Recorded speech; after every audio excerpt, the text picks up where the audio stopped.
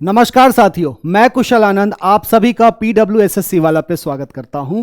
और आज बहुत सारे सवाल मिल रहे थे, उसी का जवाब कि लाइफ आफ्टर एसएससी सीपीओ के बाद आपकी जिंदगी कैसे होने वाली है ये जानते हैं।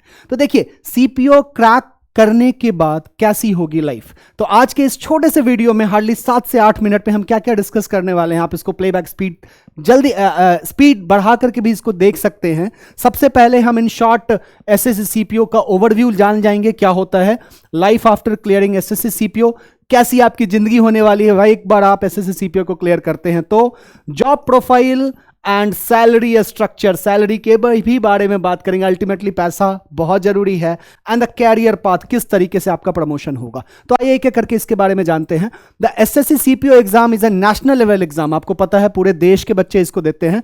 कंडक्टेड बाय एसएससी, कोई समस्या वाली बात नहीं। For recruiting candidates into the central police organisation, जिसको आप सीपीओ कहते हो, ठीक है। आगे की बात, पोस्ट अंडर एसएससी सीपीओ, ये सारे के सारे पोस्ट जो होते हैं कुल मिलाकर के एसआई के जितने भी पैरामिलिट्री और एक दिल्ली पुलिस का सबसे रिपीटेड पोस्ट दिल्ली पुलिस का ही माना जाता है। Again that completely depends upon your choice. जिन लोगों को पैरामिलिट्री में जाना है वो BSF, CISF, CRPF, ITBP, SSB, इन सारी जगहों पे जा सकते हैं। बट हाँ, जिनको दिल्ली में ही रहना है, लाइफ टाइम दिल्ली में नौकरी करनी है, तो वो दिल्ली पुलिस में एसआई इसी के थ्रू इसी एग्जामिनेशन के थ्रू बनते हैं। तो लाइफ आफ्टर क्लियरिंग कैसी आपकी जिंदगी होगी, इस बात को समझते हैं। देखिए, proud feeling of serving the nation, सबसे पहली चीज क्या है, आपका एक जो रुतबा होगा ना, आपको फील बहुत अच्छा होगा कि मैं देश का डायरेक्टली सेवा कर रहा हूं। वैसे हर व्यक्ति सेवा कर रहा है, मैं भी सेवा कर रहा हूं, ठीक है, मैं पढ़ा रहा हूं, मैं एसआई बना रहा हूं, लेकिन आप लिटरली वैसा काम करें, मतलब डायरेक्टली आप कनेक्टेड है, मैं इनडायरेक्टली कनेक्टेड हूं। So SSC CPO employ serve the nation directly through several forces, therefore it make them proud Indian. पहली पॉइंट तो ये है। दूसरी पॉइंट पे आ जाए, प्राउड पेरेंट्स। अल्टीमेटली माँ बाप को खुश करना हर का एम होता है, ठीक है। अपनी खुशी से ज्यादा हम अपने माँ बाप को खुश देखना चाहते हैं।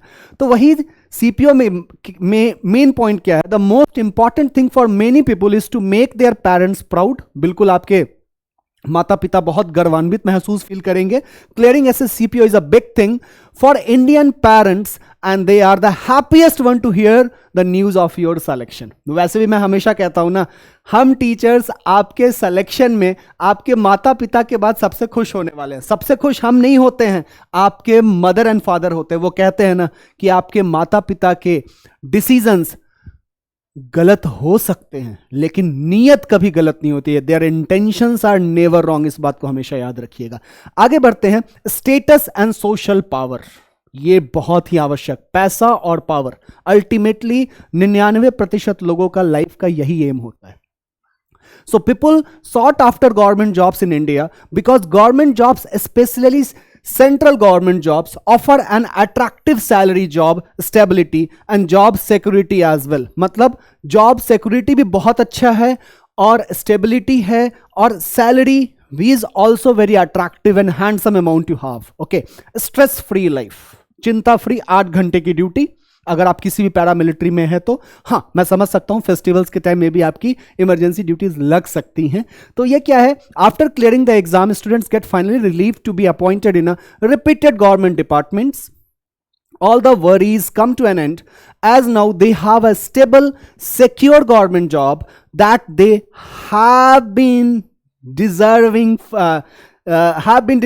for years। तो अल्टीमेटली आप स्ट्रेस फ्री लाइफ पा जाते हैं। बहुत समय से आप सोच रहे थे इस एग्जाम को क्लियर करना और एक बार आप इसको क्लियर करते हैं, सो अल्टीमेटली कुछ आपको प्राप्त हो जाता है ना, तो आप खुश हो जाते हैं, आप अंदर से खुश हो जाते हैं। हैंडसम सैलरी, सैलरी को अलग से मैंने फिर से लिख दिया है, प्रमोशन की भी बात करेंगे आगे। There is no doubt that the salary of central government employees is higher than the others. ये एकदम सत्य है भाई, सेंट्रल गवर्नमेंट की सबसे हाई सैलरी होती है। You can also see the difference in the liberty given to the employees recruited through SSC CPO। Liberty बहुत ज्यादा है as compared to bank employees, railways employees. SSC CPO वालों को liberty ज्यादा मिलता है, ठीक है, स्टेटस अच्छा है, पावर अच्छा है। अब एसएससी सीपीओ पोस्ट और जॉब डिस्क्रिप्शन, ये भी बहुत सारे लोगों को मन में रहता है भाई कि अगर दिल्ली पुलिस में आ जाएंगे तो क्या मिलेगा। तो मिलेगा ये काम करने को, maintenance of law and order, पहली चीज ये। सीआईएसएफ में आ जाएंगे, so provide security to various PSUs and other important infrastructures, ठीक है, जैसे दिल्ली मेट्रो हो गया, पीएसयूज जो है, एनटीपीसी, इन सारे जगहों पे आपकी सिक्योरिटी लगेगी। BSF protection of the border between India and Pakistan, Indo Pakistan border पे बीएसएफ एम्प्लॉयड होता है। CRPF anti right and anti Naxal forces, इसमें आप नक्सलिज्म को रोकते हैं। SSB protection of Indo Nepal and Indo Bhutan border, SSB का काम क्या है, इंडो नेपाल और इंडो भूटान बॉर्डर पे होता है, ठीक है। और सीपीओ एसआई इन आईटीबीपी, वो protection of the border between India and China, that is Ladakh to Arunachal Pradesh, Ladakh से लेकर के अरुणाचल प्रदेश का काम जो है वो आईटीबीपी का है, ठीक। आगे की बात करें, पोस्ट नेम, लेवल, ग्रुप, पे, सैलरी स्ट्रक्चर, एक सरसरी नजर आप मार लीजिए।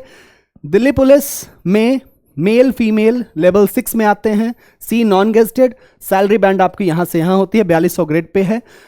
एएसआई सीआईएसएफ में अगर आप जाते हैं सी 29,200 से 92,300 तक, और सीएपीएफ में सब कुछ आ गया, सेंट्रल आर्म पुलिस फोर्स में सारे पैरामिलिट्रीज आ जाते हैं, एसआई है इसमें। तो यहां पे फिर से आपका इन दोनों का बिल्कुल और बिल्कुल समान होता है, लेकिन ये बी नॉन गेस्टेड में आप आते हैं, ये ग्रुप बी हो जाता है, बाकी ये दोनों ग्रुप सी हैं। दिल्ली पुलिस भी ग्रुप सी में है, ठीक है।